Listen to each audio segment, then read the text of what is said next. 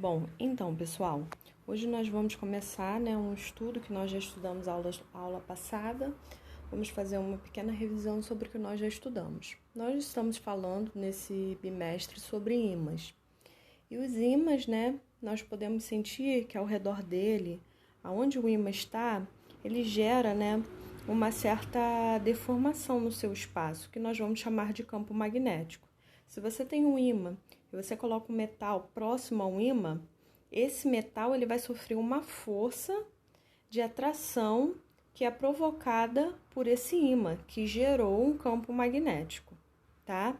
E aí nós vamos começar a entender agora que não só ímãs são capazes de gerar campo magnético. Nós percebemos lá naquele vídeo que nós assistimos da série Cosmos, que falava sobre Faraday, que corrente elétrica, ou seja, elétrons e movimentos, também tem a capacidade de gerar campo magnético. Vou passar o slide aqui. Bom, o primeiro a verificar isso foi esse cientista Oersted. O que ele verificou? Ele verificou que toda vez que ele aproximava uma bússola de um fio que estava com alguma corrente elétrica, o que acontecia com essa bússola? Essa bússola, ela sofria uma movimentação em sua agulha. Então, ele começou a investigar e querer saber se a eletricidade e o magnetismo eram realmente ciências que estavam separadas, fenômenos separados em física, ou eram fenômenos que estavam correlacionados. E aí, vocês perceberam isso lá naquele vídeo que eu passei para vocês da série Cosmos. Foi quando a investigação do Faraday começa aqui, ó. Muito mais amplas. Esta é a configuração idêntica de Oersted. Agora feche o circuito e olhe com atenção. O que poderia estar afastando a agulha do fio? Não tenho ideia, Dave. Mas é como se a corrente elétrica fizesse o fio se comportar como um tipo de ímã. A eletricidade deve ter algo a ver com o magnetismo. Agora, se conseguíssemos virá-la de forma contínua, imagine o que poderíamos conseguir se colocássemos essas forças para funcionar. Depois de arrumar, Faraday, pode ver o que consegue fazer com isso. Bom, como vocês perceberam nesse vídeo que eu acabei de apresentar, o Faraday começou a investigar esse fenômeno. Qual era a relação entre a eletricidade e o magnetismo? E nós vamos chegar depois lá naquele experimento de Faraday e vamos perceber que isso foi uma evolução muito grande na tecnologia, porque foi graças a essa pequena experiência que eles fizeram, que eles começaram a investigar, que nós temos hoje um motor elétrico, que nós temos eletricidade em nossas casas. Foi tudo através dessa primeira investigação aqui do que a agulha de uma bússola ela sofria de interferência de uma corrente elétrica. Muito mais amplas. Bom, aqui tem Durante os séculos 17 e 18. Um pequeno áudio que eu gostaria que vocês ouvissem. Depois eu vou mandar essa apresentação para vocês, que é um áudio interessante, que vai resumir mais ou menos tudo que eu falei aqui. E aí, o primeiro campo magnético, que é o mais simples que nós vamos estudar, é o campo magnético gerado por um fio. Então, como eu falei lá no início da aula, agora nós vamos começar a investigar quais são as fontes que podem gerar campos magnéticos. Como eu falei, nós descobrimos que o ímã pode gerar o campo magnético. Nós já fizemos alguns exercícios, nós já estudamos sobre o campo magnético de um ímã. Agora nós vamos estudar o campo magnético gerado por uma corrente elétrica, mas nesse momento inicial aqui, essa corrente elétrica, ela vai ser gerada por um fio, retilíneo, tá? Esse fio, ele não tem nenhuma geometria diferente. Então, o que nós vamos perceber quando a gente começar a investigar o campo magnético gerado por esse ímã? Por esse fio. Nós vamos utilizar uma regra que em física é chamada regra da mão direita, tá? Como é que funciona essa regra? Essa regra vai servir para a gente conseguir identificar tanto a corrente elétrica como o campo magnético. Então, aqui eu tenho uma representação da mão direita, e aí o que vai acontecer? É como se eu pegasse esse fio, como se eu agarrasse esse fio, e aí o que acontece? O meu dedo, o meu polegar, ele indica por onde está saindo a corrente elétrica. Nesse caso aqui, a corrente elétrica está para cima.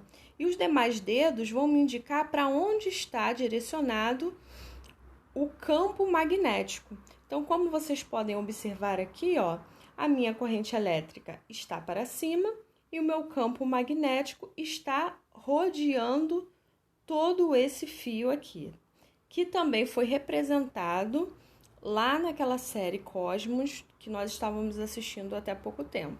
Então, essa é a primeira regra, conhecida como regra da mão direita, tá?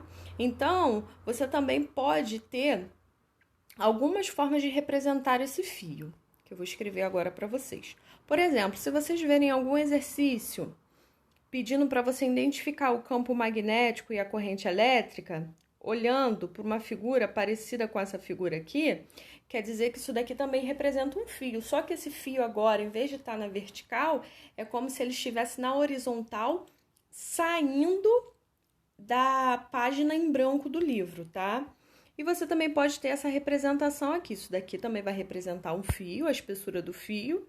Se você tiver um X, quer dizer que esse fio está entrando na página do livro. O que isso quer dizer? Na verdade, essa representação significa a parte da frente de uma seta, de uma seta mesmo, e essa parte do X representa a parte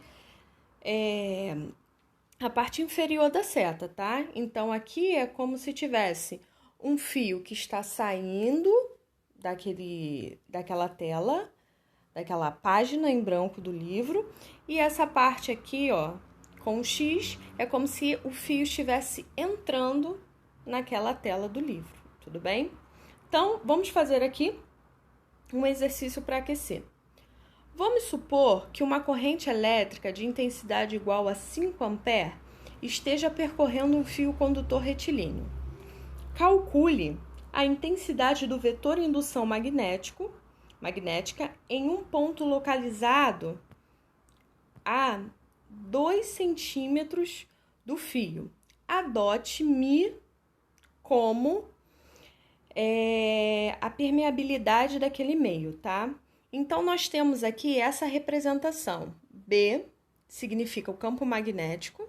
É assim que a gente calcula o campo magnético que percorre, que está em volta de um fio condutor.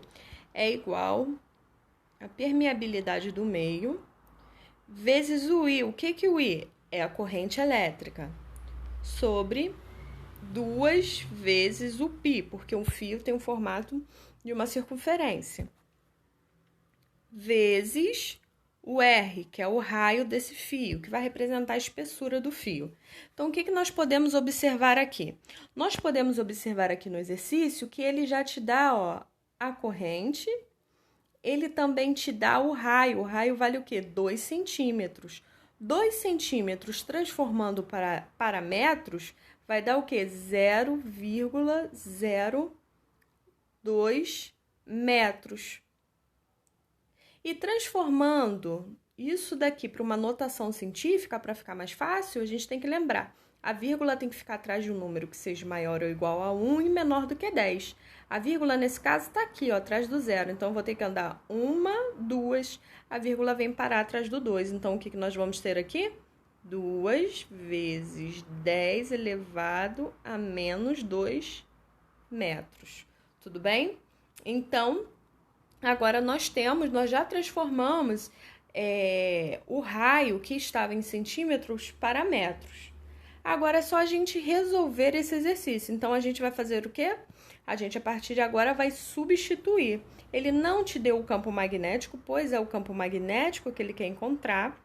Mas aí, no lugar desse μ, né, que é uma letra grega aqui, a gente vai colocar 4π vezes 10 elevado a menos 7, tá? Vezes o 5 sobre 2 vezes o π vezes o raio. Quanto que vale o raio? 2 vezes 10 elevado a menos 2, tá? Ó, vocês podem reparar que eu tenho um π em cima e tenho um π em 4. E tenho também, ó, desculpa, tenho um π em cima e tenho um π embaixo. E tenho também o 4 em cima e o 2 embaixo. Aqui a gente já pode começar a cortar, que já facilita bastante. E também tem o outro 2 aqui. Então, eu posso cortar esse com esse, com esse. Aqui vai sobrar o quê? O 2. Esse 2 que sobra, eu já posso cortar com esse e posso cortar com esse. O que eu vou ter aqui no final? Vamos ver se vai dar espaço. Vou ter 10 elevado a menos 7 sobre 10 elevado a menos 2, né? Que não vou conseguir escrever aqui. Deixa eu reescrever aqui novamente. Eu vou ter o 10 elevado a menos 7 sobre o 10 elevado a menos 2, certo? E sobrou também o 5, que eu não posso esquecer, tá? E aí, depois que eu fizer isso daqui, é só multiplicar 5 vezes 10 elevado a menos 7 e fazer a conta com os números que estão em notação científica. Então, vou ficar o quê? Vou apagar novamente, eu vou reescrever para dar espaço.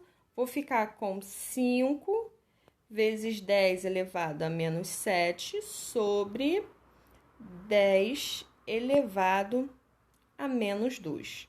Aí vocês têm que lembrar o seguinte, ó, esse número aqui, ó, está embaixo. Quando eu faço essa divisão, o que nós aprendemos? Nós aprendemos quando você divide assim, ó, 10 elevado a A sobre 10 elevado a B, o que a gente tem que fazer? A gente tem que pegar 10 e representar A menos B. Se eu fizer isso daqui, eu vou voltar no celular. Tem que representar A vezes 10 elevado a menos B. E aqui, no caso, ó, eu tenho menos aqui do 2. Então, eu tenho que fazer o quê? Repete o 5, que não tem ninguém para dividir com 5. E o 10, Raíssa, o que eu faço? Repete a base, porque são iguais. E os expoentes, eu vou somar? Não, nesse caso aqui, eu vou subtrair. Por quê? Porque aqui é uma divisão e não é uma multiplicação. Então, eu vou ter 7 menos o menos 2, tá? E aí, o que vai acontecer? Menos com menos dá mais. E eu vou ter o que aqui? Menos 7 com mais 2. Nessa subtração, eu vou ter o resultado sendo o quê? 5 vezes 10 elevado a menos 5, tá? E qual vai ser, Raíssa? A unidade vai ser o Tesla, tá bom? Então, vocês vão representar com esse T de Tesla, tudo bem?